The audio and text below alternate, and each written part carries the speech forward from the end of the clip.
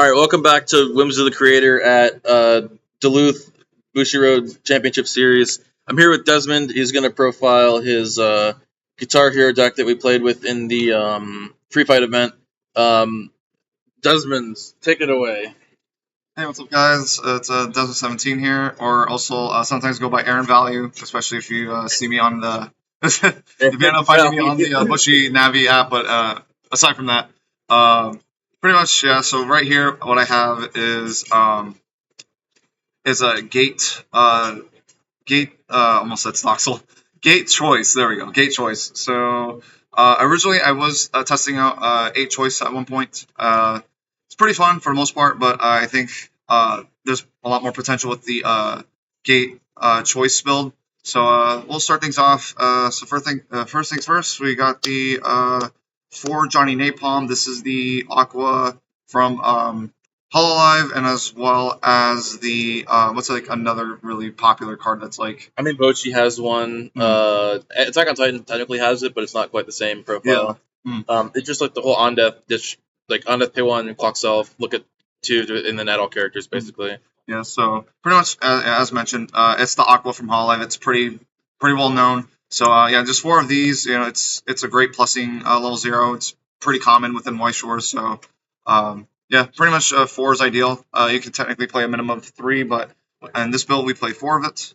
So then we also got 4 copies of the Axel Steel Brainstormer. So he is pretty much a self-tap Brainstorm for each climax you hit.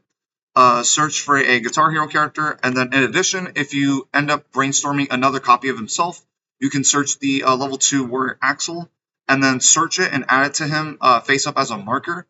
And the reason for that is he has a change effect where it's at when your level 2 or higher, you can pay 1, discard a card, and if you do, choose a Warrior Axel that's under the Axel Steel as a marker, basically change out of it. And then the pretty much the Axel Steel becomes the marker, and then we'll get to the Warrior Axel once I showcase it here very soon. So yeah, we play 4 of this just because just to maximize on the brainstorm effect hit. Same idea as Deadpool and Spider-Man, right? You want to play 4 because they have effects that complement themselves. So yeah. So pretty much like the Spider-Man from D100 or and I think pretty sure Hololive has a brainstormer that like you hit a copy of itself to like get an additional effect off of it. I'm sure Hololive has something. Yeah, I forgot what the card is, but I know specifically it's brainstormer that hits the marker. Yeah, that's what it is. Yeah, it's that card. Yeah, so yeah, you basically that's pretty much the idea behind this card. So and then we got 2 copies of Johnny Cash. He's your clock swapper. I base this off of the Waname from Hololive. So when you deal damage with this card and it gets canceled, then you can put it in your stock. So a pretty good utility card through and through. So then for blue, we got the 3 copies of the Pandora. This basically is just a clone of the Jolene from Stone Ocean. Really love this card. It's a Ricky where basically you look up to 6 and then choose Guitar Hero characters. So this gives you great deck speed and also gives you a lot of utility, being able to search out of 2 characters that you might need out of the 6 that you end up looking through. Then you also got we got 2 copies of the Matty Cans. This card is definitely one of the most cracked like level 0s I made in this set, but basically it's a global 500 for Guitar Hero characters, and you can act rest itself to give a character. I think it's this bottom deck shoot, right? It's a bottom deck shoot, yeah. So it's going to be because within testing we realized this card is way too busted, because being able to basically give a character plus 1500 and a bottom deck basically a bottom deck kick is just really too strong. So this is going to be in the works of nerfing just because due to the results of playtesting. But yeah, this card is just really good to just have in the back row and be able to just consistently just knocking out characters that could be like a problem card on your opponent's stage, and just doing this every turn is just really nuts. Then for some Tech 1-0s, I play the 1 copy of the Echo Tesla. This is just the Crony Free Fresh and Hololive. So, and also has the alarm effect. So if you end up having this on top of your deck, then you can just swap it out with another blue card if you end up needing that free fresh really badly. But just great card overall. And then another tech one I play is one copy of the God of Rock. So he is basically a hexproof, like a hexproof assist in the middle to the middle character. When you have him on board, you can play event cards without fulfilling color requirement. And then he has the experience condition with the star power event. If star power is in your level, then basically it acts like the Aang event in Avatar, where you can play climaxes or characters without meeting color requirements. So if you end up hitting that, then you're pretty much have free reign to play whatever you want, which is really good. And then on top of having, in consideration of the fact that what I'm playing right now, because I play the Demigod of Rock finisher because he needs to like reverse. In the off chance if I end up playing this card, that it's a great way to protect the middle character. So that way, you have that Demigod of Rock in the middle. So that way you can guarantee that he doesn't get like anti-damaged or rest countered. So. And then the last two zeros I play are two copies of Steven Tyler and Joe Perry. This is the Ironwood from Ruby and the Nino and Quince. If you've seen those cards, these are very good staple cards. Being able to pitch a character to draw one and then pitch a card to top check salvage. This is probably easily one of the most powerful, if not like the most powerful utility card. This card just pays a lot of dividends in being able to sculpt and filter out what you need, and especially like if you end up playing like the I don't play it in this build, but like if you end up playing the Kurt Cobain JC level 0, like that card on top of that's really powerful to set on across turn. So Card's good. I keep running into people playing cards like that today. I ran into Ruby and Swiss. And the card plays dividends in every deck that it's in. It's my favorite card in the set. People know it. All right. Anyway. So for level 1, I play the Warrior Johnny. This is just the power from Chainsaw Man. I really love that card since I played Chainsaw Man so much over this pretty much this whole year. So basically look up to 4, choose a Guitar Hero character, and then if you're facing a level 2, it becomes a level 2 killer, so it gets plus 6,000. So yeah, this is your main combo. And yeah, he gets really big. Just you sit on him as much as you can, and that's pretty much it's pretty straightforward. But anyways, moving on with we got 2 copies of Marcus Fretshredder. So he's like one of those cards that has the condition of getting a color if you have the other bandmates. So if you have Matty Cans, Ricky Lee, or the Shirley Crowley, he gets blue. And then his second effect is pay 1 if you play a climax. You may pay 1, and then if you do, basically it's a cigarettes effect. And then he's also a JC, which is pretty good. So I base this off of the level 1 Denji and Chainsaw Man. So I really like the profile and ended up putting on this card. So I play this just in case if let's say if I kind of like lose out on too many copies of the Johnny. So if I need to like have the deck speed, then I can end up sitting on like a it's just like maybe like let's say if I only end up playing 1 copy of the Warrior Johnny, then I could just end up maybe playing 1 Johnny and then 1 Marcus Fretshredder. That way I can try to facilitate some deck speed and as well as maybe like be able to salvage and on top of getting that look up to 4.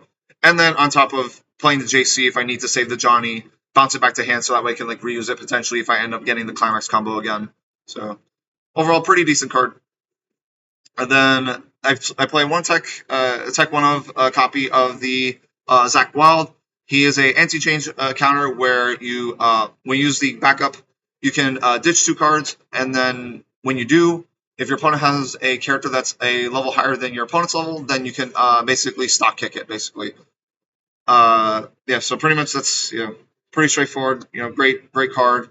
Any kind of backups that are level 1 that gives you kind of like this form of anti-change is just very strong to play into. Then I play 1 copy of the Warrior Echo. This is the level 1 Testament and Guilty Gear. So pretty much on attack, give one of your characters X power, which is based on how many characters you have on your board, not including itself. And then when this card attacks, all your characters get the ability when you hit a climax, or when you trigger a climax, you can ditch a climax to salvage a character. So since I play Gate in the chance that if I feel that I might need, if I hit any, if I still have plenty of the gate triggers in my deck, if I end up hitting too many of them, I can try to facilitate mitigating those climaxes out by just using this, and then just filter out the climaxes just to get characters back to, get characters back from money room to my hand to, get anything that I might need in that situation.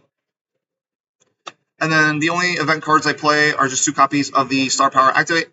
So this is just more so I'm playing this for deck speed, and as well as because I play the God of Rock, so on the off chance that this ends up being in my level, then basically I'll meet the condition of the God of Rock and be able to just play kind of any card that I basically play any card that I want inconsequentially.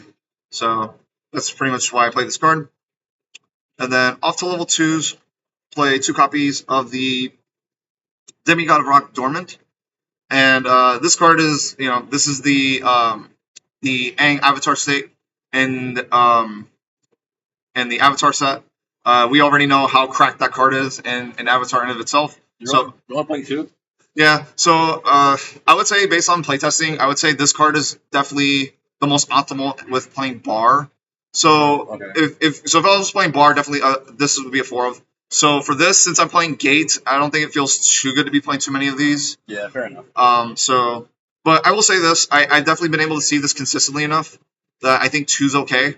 I mainly particularly use this mostly for the alarm effect to get stock, which is it's very helpful, especially with this deck when you want to be able to have enough stock for the Demigod of Rock. So that's pretty much the main purpose why I play this card. Then I play 1 copy of the Warrior Axle. Warrior Axle is the change target with the Axle Steel Brainstormer. So you can either play this through the Axle Steel Brainstormer, or you can just hard play it. When you do hard play it or play it from the change effect, then pretty much you can choose up to 5 cards from the top of your deck, and then put them under him as a marker. And then based on how many markers, the number of markers he has under him, then he is basically an assist. He gives an assist frontal in front of him to 2 characters, and they get power based on how many markers that are under him. So at maximum, you can give basically assist 2500, which is pretty unorthodox because there's pretty much no cards that do that. But in addition to that, his last effect is you can pay cost by detaching a marker, and when you do, you choose one of your characters, and then until the end of your opponent's next turn, basically that card gets the ability that they can't be reversed in battle. That effect is based off the Resurrector ability in the game, and the idea of it is that you use it to make sure that your character can't die in battle, so that way you can keep it for the next turn. You can use this with the any of your finishers, or you can just end up using it to save one of your characters to kind of keep it on board if you might need it later on for your next turn. Or you could also use this effect to potentially deny any on-reverse combos if that ever comes up in certain matchups. Then I play 1 copy of Echo shredding the guitar. She's basically the Denji Fumio in Chainsaw Man. So pay 1, discard 1 to Fumio, and then you can sack this card to choose any opponent's characters and then bounce it. So this is just a situational card, just in case, based on matchups and based on your opponent's deck state is pretty much when you would want to play this card.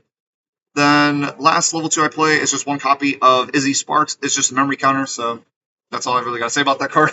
Yeah, pretty much. You have early plays in this deck, right? Yep. Memory can help save the early plays. That's just a normal thing to do. Yep. Mm-hmm. So this looks good. Yep. And then now for level 3s.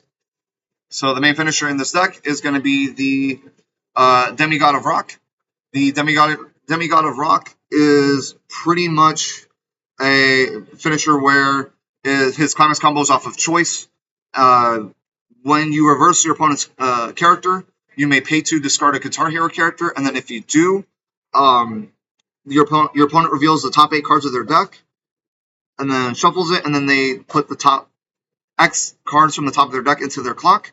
X is equal to the number of climaxes that are revealed among those cards. So this card I actually based off of the Woody and Buzz in the Pixar set. So I actually, when I was making the set, I decided to want to make a more balanced version of Woody and Buzz, since Woody and Buzz is on at the end of the card's attack, and it's also a cheaper cost. So I figured make it balanced by making the cost a little higher and adding a condition by having to add on reverse.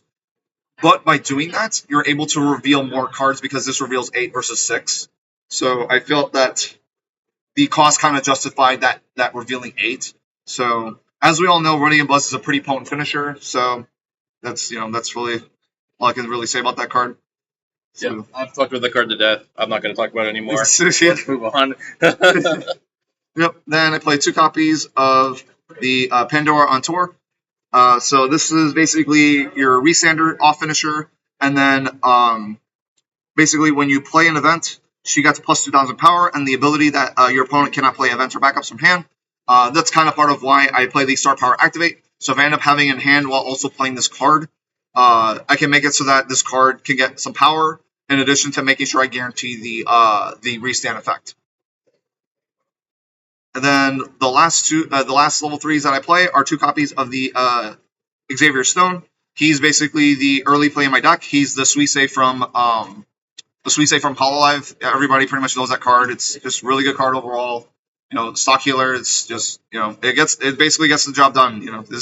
I think 2-3 copies is definitely more than enough to get what you need to get going.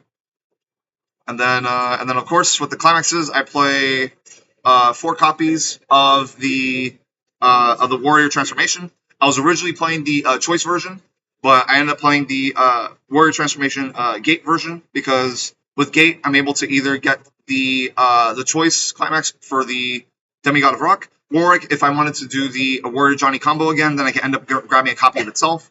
If I end up choosing to wanting to do the Johnny combo again, so this definitely adds a lot more consistency with being able to land your climax combos a lot more efficiently. And then of course, last climaxes I play are the Battle with the Beasts, which is the Choice Trigger climax with the Demigod of Rock. All right, so I know we talked before about you maybe trying pants in this. Now that you put it in here, how does it run? Does it run any better than A Choice? I would say because of the fact that you're still playing the same combos, aside from the triggers, you're still playing the same combos. However, I will say though that with Gate, it would definitely happen more consistently. So having that consistently definitely gives it a little bit more edge for sure. And whereas doing 8 choice definitely gives you a lot more access to being able to add more resources whether to hand or stock. Because I have been able to when I played the 8 choice, I definitely built in addition with the Demigod of Rock, the statue, the 2-1. The 8 choice with that is pretty ridiculous. Where I was able to get 8 to 10 sorry, 8 to 10 cards in stock consistently, which was pretty nuts. So it's kind of a matter of player preference, but I would definitely say either or build based on what you want to play. I think it pretty much both of them are very viable in their own way. But I would definitely say the fact that I made Warrior Transformation off of 5 climaxes is pretty nuts. So as you mentioned in the podcast, there's definitely a lot of implications with having a climax with that many triggers. Yeah. So giving that variety of choices is I think adds a lot of potential, which I think is really cool. We still need to test the Warrior Lars with those things. It'll happen someday, but maybe not this event. All right. Is this set available to the public? Can people find this? Yeah. So you can basically find this on the Google Drive docs, and it's pretty much posted out there. You can basically just go there, go to the link, and pretty much print it out if you wanted to. Or if you ever want to reach out to me on Discord, my Discord name, as I mentioned, is Desmond17, and I can definitely send you the link. Or if anything, I could also send you the I guess an exported file of basically a zip file of basically the entire set, and you can basically print it from there as well. Yeah, there's lots of ways you can share these. Like have Magic Set Editor. Okay. Did you have any plugs, any shout outs before we wrap it up? Not I guess none I can really think of it at the moment. But this is pretty much my profile. Yeah, if you want to, I don't have a YouTube channel, but but if you ever want to reach out to me, I'm on Discord. Desmond17, and depending on where you find me on social media, I also sometimes go by Aaron Value. All right. Well, thanks for sharing your talk with us, Desmond. Appreciate your time, and I don't have an outro for this. Yeah. Thanks everybody for tuning in. Yep. Thank you. Thanks for watching this profile, and peace out.